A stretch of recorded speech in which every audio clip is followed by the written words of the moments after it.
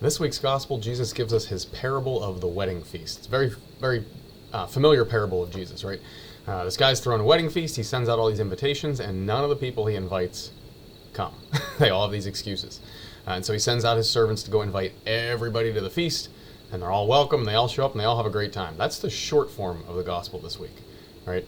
And the symbolism in that should be fairly clear, right? The Jewish people are kind of represented by that first group that God invites in, and they refuse to accept the Messiah. They refuse to accept the invitation in large scale. That's painting in broad strokes. Plenty of Jewish people recognized the Messiah when he came, right? So then that let's go invite everybody is to all the nations, the good, the bad, the worthy, the unworthy, all that sort of stuff, right? And the message behind that should be pretty clear, is that we don't earn salvation. We don't deserve it.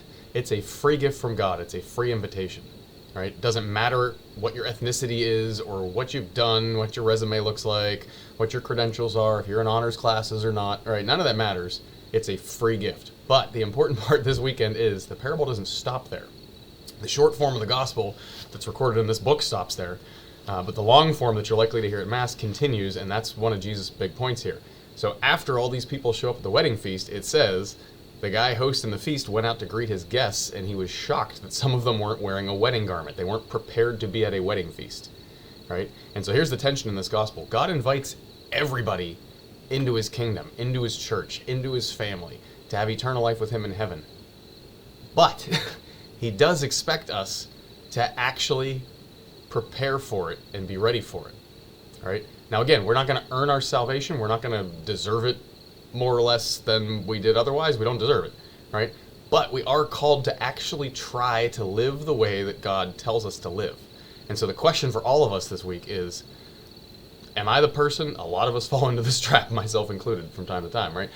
Am I the person who sits back and says, God accepts me as I am, I don't have to do anything?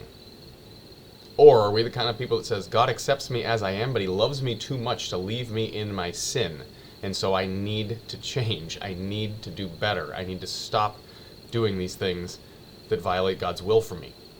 That's the question, that's the challenge of this parable. God does invite everybody, but he does expect us to try.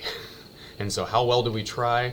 And what might God be calling us to change? What is that wedding garment that this guy was supposed to put on in this parable that he didn't? What's the wedding garment that you need to put on to try to get ready for this feast that God calls us to?